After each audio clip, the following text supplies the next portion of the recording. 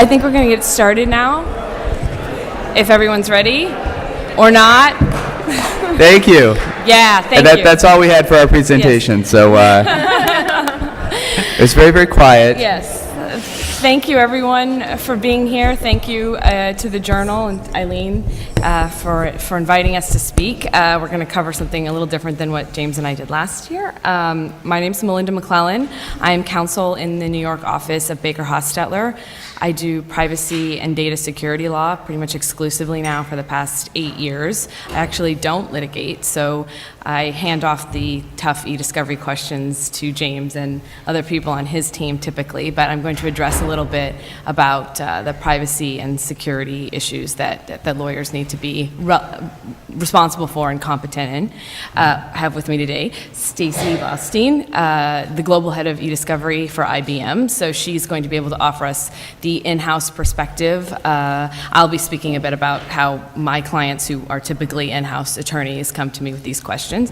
And my colleague James Sherer, who's also counsel in the New York office of Baker Hostetler, he's the co-chair of the Information Governance Group and works on a lot of e-discovery issues and was also in-house before, so he's been on both sides of the fence. So we're going to try to offer a broad perspective. Without further ado, since we only have 30 minutes, I have come up with a few sort of privacy and data security challenges that I hear about from clients a lot that touch on technological issues. Most data security issues are, by default, tech issues. And so some of the biggest questions that we get, and this is relevant also to lawyers who are practicing in a firm, but more so, I think, to companies and the lawyers that are in-house at a company come up with these kinds of issues, like the first one I've listed there. What are the company obligations when it comes to data protection laws? Now, if you're a bank or financial institution, highly regulated industry, or medical facility, or some other HIPAA-governed entity, then you kind of know the legal framework. They still might have some questions, but just a regular retail organization or a lot of other companies might think, well, what privacy law governs me, or what's my specific responsibility? And the answer is there are quite a few. Sharon alluded to this in her presentation earlier. There are these data security breach notification laws, and I'll speak to that a little bit later. So anytime you're collecting personal information from your customers or your employees and something happens to them, to the information, then you have some obligations to notify the people who are affected, sometimes state regulators. If you happen to collect personal information from residents of Massachusetts, then you're subject to a law they have that requires you to have a written information security program, and it has to have some elements to it. So the Massachusetts Attorney General, if you happen to have a breach or some other security incident, might come asking you for your written information security program. And a lot of people would think, well, that's obvious. Of course we have a written information security program, but I never stop being surprised by the number of very large organizations that haven't bothered to write down their information security program, don't have something to present. And there are other states that have similar requirements, and there, of course, in regulated industries have requirements to have written information security programs, but anyone who has Massachusetts residents' information has to have one. So those are just a couple of these sort of data protection laws that come into play right off the bat that companies should be aware of and aren't always aware of. To talk about how should we safeguard against cybersecurity threats. Well, I think a lot of time that involves hiring outside experts who can assess your systems and do evaluations and help you determine what the biggest threats are to you. It has to do with the sensitivity of the information that you're storing and so on and so forth. But keeping abreast of that, and especially with respect to in-house lawyers who have so much going on, and if their focus isn't solely privacy and security, they might lose track sometimes of what's going on in the world of cybersecurity. Right now, for example, there are federal initiatives being pushed through, especially for industries that are considered critical infrastructure, with requirements about what they need to do to be protecting our critical infrastructure from cybersecurity attacks, specifically by foreign state actors, but also non-state actors, in energy industry, airlines, so on and so forth. So depending on the industry you're in, there might be more specific cybersecurity regulations, and there certainly is a bunch of legislation pending regarding more specific requirements in terms of cybersecurity, but it needs to be on the radar of any in-house counsel that there are significant cybersecurity threats evolving every day, and that you will seem incompetent, if not guilty of malpractice, if you have completely ignored these issues and some sort of incident occurs that you could have prevented or could have at least tried to prevent. The what happens if we suffer a security breach is one of the most common questions. I do a lot of security breach work. I'm working on several of them right now. And the answer is you need counsel that can help you evaluate what your legal requirements are to provide notification. What is a security breach is the first question. I mean, depending on the state law. It's generally unauthorized access or acquisition of personal information, normally name plus social security number, driver's license number, or some kind of account number, but there are variations by state. There are variations by the definition of breach, whether or not you consider if there's a risk of harm to other individuals. Only some states require notification if it's a paper breach. A lot of states it's only if it's electronic. Some have a requirement that you write a letter to their attorney general to tell them. Some of their attorneys general are very aggressive in this space and will write you a letter back and will try to make an issue of it. And if it's a big enough breach, will make a big political issue of it. I will say that when I first started doing this work about 8 years ago, when I said something about a security breach, people would kind of look at me funny, and now all I have to say is, had you read the paper, it's on the front page almost every day, another huge security breach. So, that comes up very frequently. The biggest thing you can do to prepare as an in-house attorney is to have something written down, have a written response program ready so that you know how to deal with incidents when they come up. Not all incidents turn out to be breaches, not all are notifiable, but incidents will occur. You need to have a plan for dealing with those. And then, what laws apply to our data stored in the cloud? This is kind of an interesting open question to some extent, because there's no law called the Cloud Security Law Act of 2015 or anything like that. There are just other federal and state laws that apply to the data and the protection of the data. And there are ethical requirements that state bars have issued with respect to how lawyers store client data in the cloud, because your duties of confidentiality with respect to that data, if you choose a cheapo cloud service provider that doesn't have adequate security, and that's how someone gains access to your client's data, then you might be in violation of your professional responsibilities. I was just reading a report from Verizon that has listed law firms as one of the top targets for hackers. Sharon alluded to that by saying how much law firms are investing in cybersecurity at this point, because we're a repository of very sensitive data. I mean, not just personal data, which is important, but also trade secrets, just sensitive information about deals that might be coming through that someone could act on in terms of insider trading. So law firms can no longer afford to just think, well, that's my client's problem, and many clients are being aggressive in questioning what your security protocols are and want to see your policies and so forth, and I think Stacey will speak to that a little bit in a moment. And in terms of some practical considerations, people ask about how to design an online privacy policy quite a bit. This seems maybe like it's straightforward. I think what a lot of companies do that don't know is they go to one of their competitors, copy paste, and then put that on their website as their changing the name as their online privacy policy. And there's a lot of danger in doing that, because you can be held to the representations that you make in those policies about how you store information, how you protect information, who you disclose it to. And all of that, every privacy policy you see online, comes from this California law that was passed about 13 years ago that said you just need to disclose on your website what you're doing with California residents' information. There's certain requirements of what you have to put in there, and then it spiraled into this whole cottage industry of how, what you need to tell people and how you do it. And I think that the biggest risk is putting something up there that is false or misleading, because that's when you have a security breach or another incident is what the Federal Trade Commission will look at and say, this is a deceptive or unfair trade practice. You have publicly stated that you're going to protect information, you didn't, and now we're going to bring an enforcement action against you. And a lot of their enforcement actions start that way. So writing and designing a good online privacy policy and being careful about what you say in the online privacy policy is important. The second question, how do we effectively control employee use of information systems to keep our data safe? Great question, because employees, as we've seen and we know, are the number one source of breaches in almost all cases.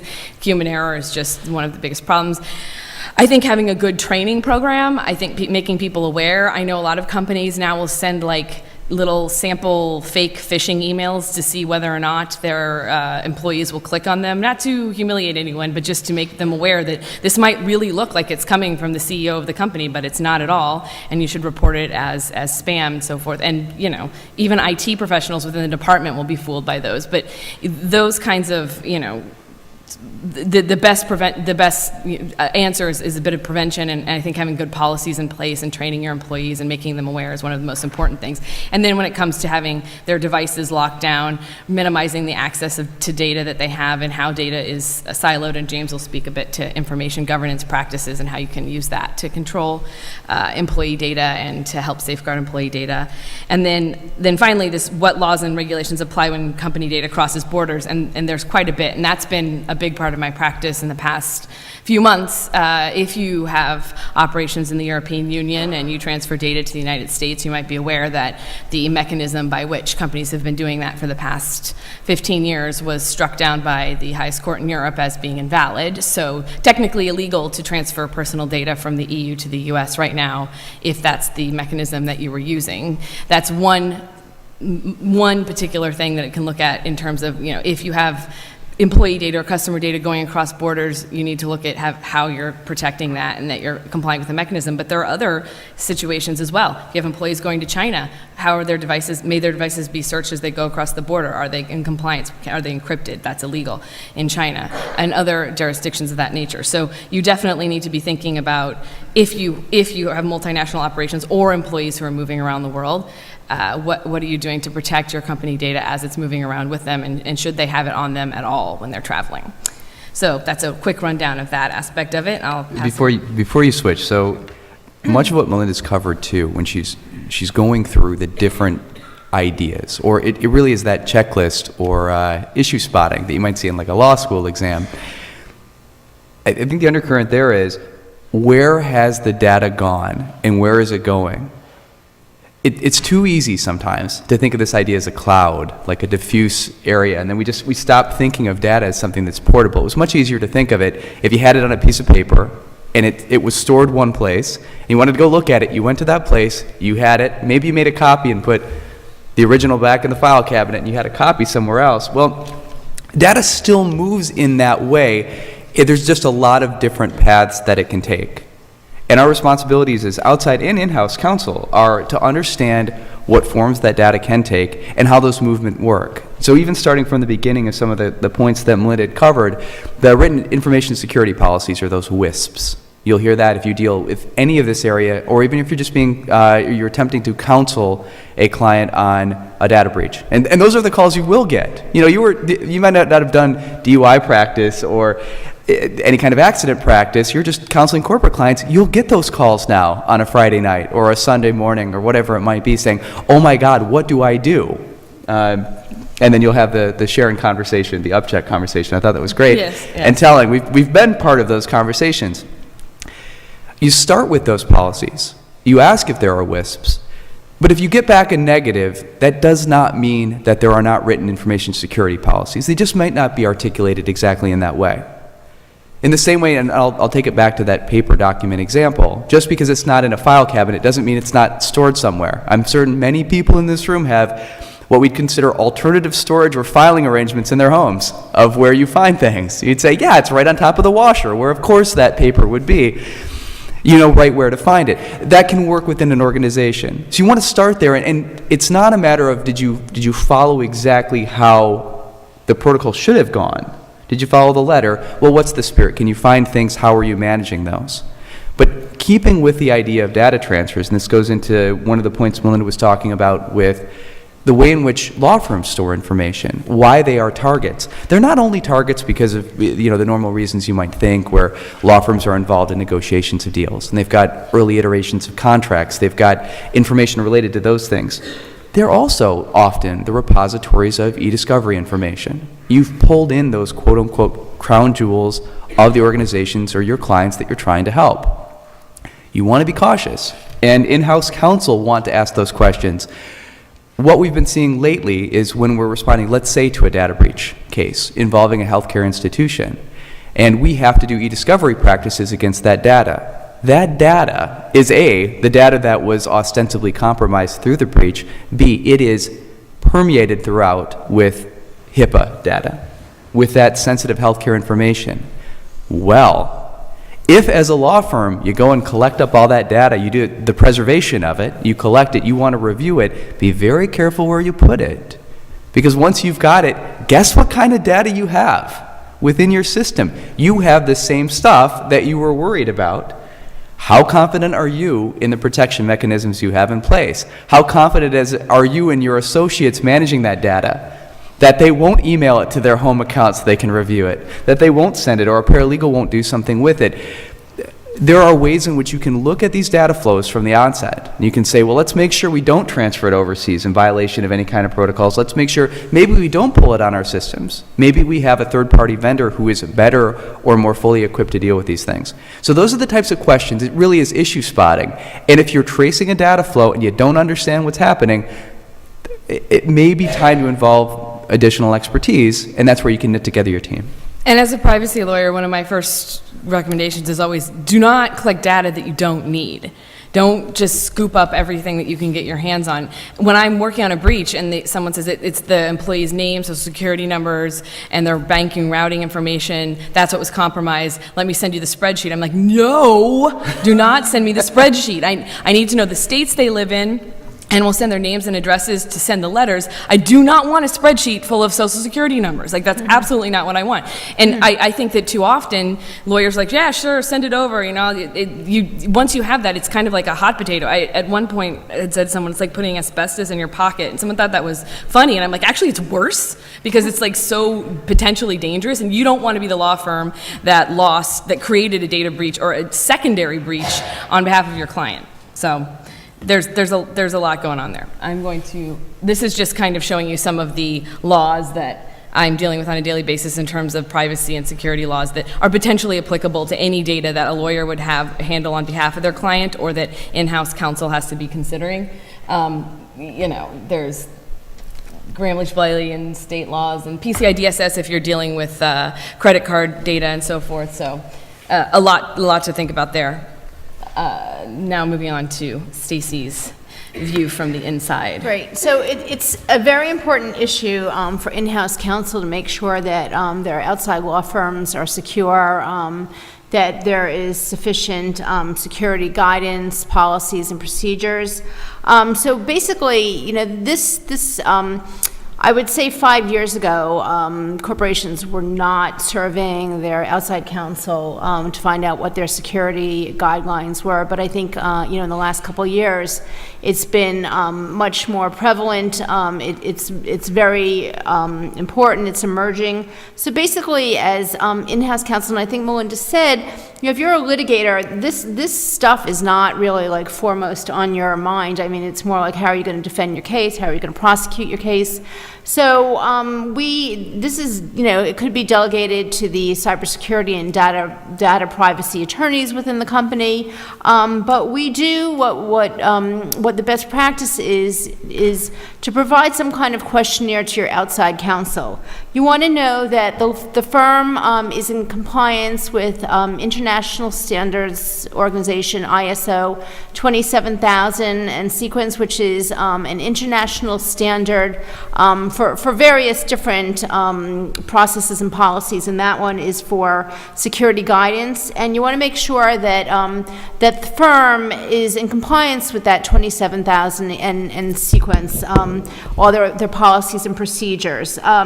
Sometimes law firms do not, sometimes they do they get regularly audited and certified that they're in compliance. Often they create policies and processes that make it compliant, but they don't yet have the certification. The certification can be costly as well. So you have to have an open dialogue with them. You know, what are their processes? What is their certification level? You want to make sure you ask if they're audited. You also want to talk about with an outside law firm. You know, what is the process of encryption of data? Is all data that their client is sending to them, is it maintained in an encrypted fashion? Are they allowing, associates to put data on mobile devices? Pretty much now that the trend is not to allow, data to be on a mobile device. You want to make sure that your law firm's BYOD policy maintains that the data that is from a client is all encrypted. Sometimes if the law firm doesn't have a policy that the BYOD, the device, is only used for business, that they have some kind of container solution so that the data is separate from any kind of personal data. You want to make sure that the law firm, that they have an in-place breach notification process. If any of our data is involved, whether or not the state requires some kind of notification or the federal government, the client, the corporation will require some kind of incident notification plan, as well as an incident response plan. So within 24 hours, 48 hours, the client, the corporation has to be notified that there was some kind of data breach, and then the processes have to be put into place in terms of what the response plan is to mitigate the damage. You also want to check with your outside law firms, what are the firewalls that they have, what are the security from the internet, what kind of protection they have against social media. Some law firms now, at the insistence of the clients, require that there is no access to social media on their laptops. I would say that the young attorneys are pretty upset about that, but in the long run, it's to the client's benefit, and it provides the assurances of safety and security, for against data being exposed easily. So these practices and this sort of checklist that I've mentioned with respect to outside counsel is equally applicable when you hire vendors.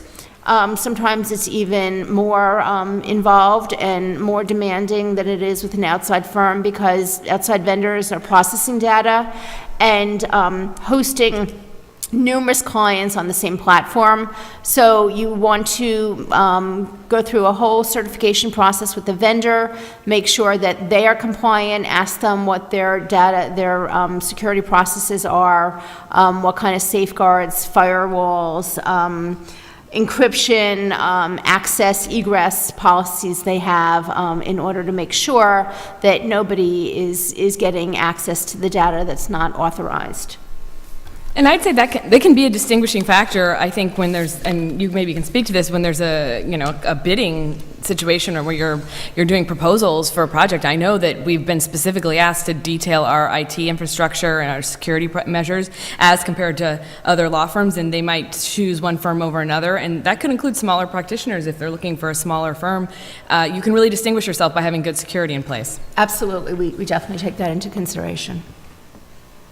So I guess, James, you can talk a bit to the other issues. I'm sorry, I don't have that slide in front of me.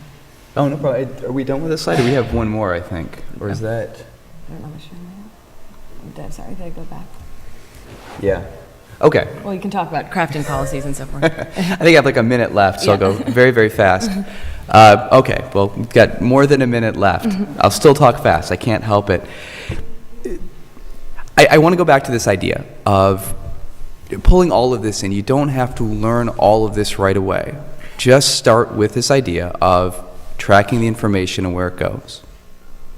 And ask dumb questions. Please, please, please. It's fun. If you get dumb questions as a practitioner or someone who's got some experience in this space, they're questions you can actually answer. Don't just ask hard questions. Start with easy ones. I've got a 2.5-year-old. All I ask is easy questions, because I don't want to ask a question I don't know the answer to. It's always scary. Like, where were you today? So, in going through that, I'm going to stick with my 2.5-year-old metaphor here. Think about the information flows. So I think about where he goes during the day, and I was like, you know what? I don't have to worry about baby-proofing the top floor of our apartment building. I just have to worry about our apartment. If he's up in the top floor, things have gone horribly wrong. So, in that case, I'm seeking legal counsel right away. So instead, I'm trying to walk through and saying, okay, well, where will this go? And when we hit these different points, what will happen? So if you start from the biggest data set as you examine these things, if you're dealing with e-discovery, it often is the data within the organization that you're seeking to represent, or as in-house counsel, your data. That's the big pot. And you think about that, you say, okay, well, the organization here, do they just use their own data? Or going back to Stacey's slide there, who else is involved in this process? Who do they call? Do they only call in-house people, or are they calling third parties? When I was in-house, for me to get an answer to a question, it was often quicker for me to go back to outside counsel who had serviced the client for 10 years, 15 years, the same people on the same cases, for me to understand why we had a crazy pro se client that just kept suing us in Mississippi. You know, they would go back and they would have all the paperwork. They'd say, well, 15 years ago this happened, and 12 years ago this happened, here's the data behind that. Now that was great for client service, but it also called into question, why are they the repository of record for information I need to do my job? Collecting free discovery or preserving free discovery in the first instance. What do you need to collect? As you start to work through these things, you want to work against the idea that Melinda had presented there, which is, well, I'm the lawyer, just send it all over to me, I'll figure it out. Two things happen there. One is you've increased the risk. You're just sending things out without a plan, without a strategy in place. Two, you have increased your bill. Doesn't go to the lawyer and they don't look at it. They like to look at things. Remember how they like the easy questions? They also like to look at stuff. I'll figure out if I needed to look at it, and I'll let you know. Maybe take a more active role in that as in-house counsel, and present that value case as outside counsel for your clients, and saying, let's be conservative, appropriate, and proportional for what we look at. But that's going to save us, both in terms of our risk tolerance and also for what's germane to the case and how we move forward. I will tell you that when people are not thinking about the way in which they're trucking data around, it can and often will come back to haunt them. We dealt with one data breach case where we had an executive at one company go to another company, very, very high-level executive, C-level executive, and they brought with them 10 years of PSTs. Now, PSTs are email containers for those of you who didn't get the joke earlier today. Really what it means is this guy took 10 years of email very easily and brought it over to the new organization. Then the new organization was allegedly hacked. So the new organization had to worry about its data. Guess who also had to worry about their data now? The old organization. 10 years worth of their very, very sensitive financial data had gone into a repository they were completely unaware of. So you think about how these data are transferred, where they're stored, and how they're used. Keep thinking about the ways in which they move. So that's when I talk about information governance. It's not just records. It's not just this idea of if you've got a record in place, it's the record of the company, we know where to find it. You want to think about where has the information gone, who has sent it to whom, who's copied it, where has it stayed on a drive, was it deleted, did it go somewhere? Ask the dumb questions about that. Really, you want to track things through. One of the other good reasons to ask dumb questions is that when it comes from a judge, it's not a dumb question. It's a question that is so easily answered, it should be answered right away. There's no excuse not to know an answer to that dumb question in front of the bench. It's no longer a dumb question, it is a dumb practitioner who did not ask it or doesn't have a ready answer. I'll get back to you on what type of email does the company use. Say, I don't know, probably Outlook. Yeah, that's probably true, and you're probably in trouble for giving that answer. So ask us some questions, follow it through, and keep looking for ways to limit the information's use. While we think of this big data culture and proliferation of it as being an unmitigated good thing, it just doesn't work that way in practice.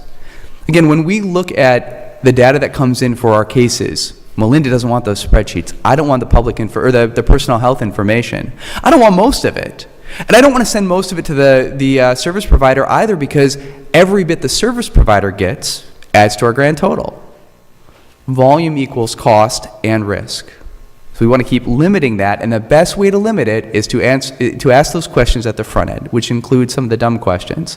But in asking the dumb questions, you're going to learn. You're going to get to some of the harder questions. You'll get past those initial questions where you're starting the deposition, and it's like, where do you live? Where'd you go to school? They can't answer those questions. You already know you're in trouble. The same thing happens with the people with whom you're speaking at the client, or the people that the client has made available. They can't answer the easy questions. At least you know right away that you're not talking to the right person. You can say, okay, that's great. Thank you so much for sharing your time with us. Let's find the next person with whom we speak. And just keep working down that path. And hope that person exists at the company. True. And I just wanted to make one closing point on the IT security for your firm. You know, in keeping with this consistent theme that, you start at small and, you grow in terms of your knowledge. If you want your house to be safe and you put a lock on the door, and you want your computer to be safe, and you all have malware and antivirus software on your computer, if you are asked by your neighbor, I'm going away for a week, I want you to make sure, my house is safe and everything, you're going to feel even more, you're going to up the ante and make sure you lock the door, the windows are closed and everything like that. Same thing with protecting someone else's information. If you're outside counsel, you want to find out, what are the next levels of protection, what else do I need to secure somebody else's information, what malware do I need, what antivirus do I need, what kind of firewalls do I need? I need to, protect it even more than if I was only responsible for my own information and data. So similar, and I would say, definitely take a look at the ISO 27000, look it up in Wikipedia if it's the first time you ever heard this standard, and it's a good starting point. I learned it that way originally, so. And I think we're out of time. We could talk about this all day, but My only final comment is, when you go to ask the dumb questions, you can blame me. You can say, this guy James Sherer told me I had to ask these. I know the answers already, okay? I know these. I'm just checking to make sure you know, because I've got to document these. I need a statement by this person, the representative, the person who's actually involved in this. So you can completely blame me. I don't mind. Say, James Sherer is the king of dumb questions. so if you have anything else, we have our contact information up there. I know we just kind of ran through a ton of stuff, but it's really just awareness is the number one thing. A lot of my clients first start thinking about these issues when they've had a horrible data breach and they're notifying 250,000 of their customers that they lost all of their information. So that's not a good time to start thinking about these things. Being proactive. Thank you so much. Thank you. Okay.